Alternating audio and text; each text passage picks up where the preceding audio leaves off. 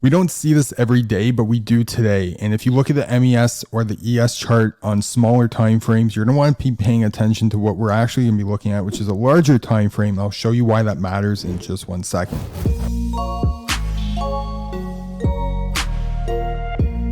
Okay, have a look at this. We have set up a massive pattern. This is an ETP1 pattern. It is an extension pattern. And all that really matters or needs to know for you, if you're not familiar with these, is that we have an area right in here that we want to be looking at for a reversal. Now, the reason why this is so important is because that reversal already happened once. This is going to be almost like a second attempt. And what we're going to be doing is retesting this low.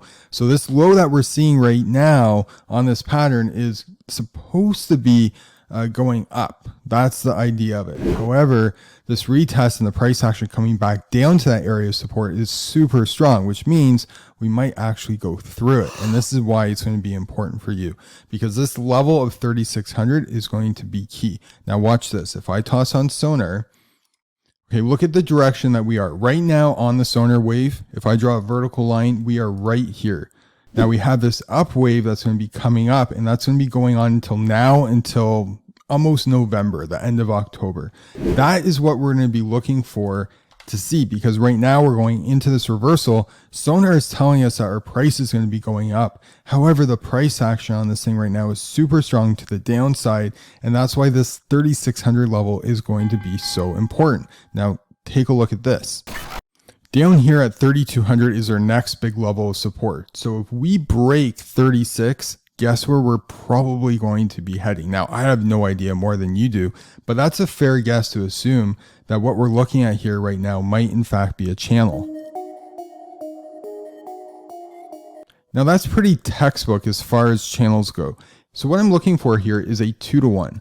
Now there is a possibility that it might bounce at 34, but I really don't think, considering the price action that we've been seeing, that this has much of a chance. We've already done the reversal once. This pattern's already worked out. We're doing our second attempt. Now there's a few key elements here. One is time. Okay, so we have to be within the green or the yellow zone in order for this pattern still to be valid. If we go too far into the red, then we know that that's not going to be something that we're going to want to look for. So we can actually draw a line from our C point all the way down. There's our cutoff. Okay. Now, if we see this happen on the daily, I'm going to tell you in a sec why this matters on tick charts, but if we see this happen on a daily, this is totally going to collapse on us. So I think we can safely assume that if that 36 area breaks, we're probably going to be going down to that level of at least 34.50.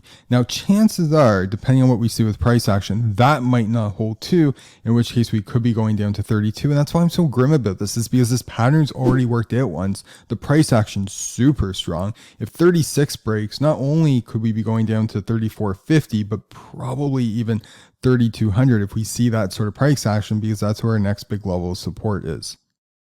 And just looking at this 5-minute, look at where Sonar's going, how fast it's going down. We're not going to want to try to go against this. So if anything, we're going to be looking for short patterns. We're going to be looking for short patterns that might be retesting any sort of minor resistance that we might have like this to see if we can get in it on the short side. However, again, we have to watch at 3,600 level to see if it breaks first. So chances are Monday, we're not going to be doing much.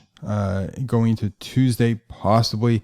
We have some news events coming out on Wednesday that could push this down, but we're definitely looking at that 3,600 line, even on our small tick charts, to see if this is going to give us a break or if we're going to go past it.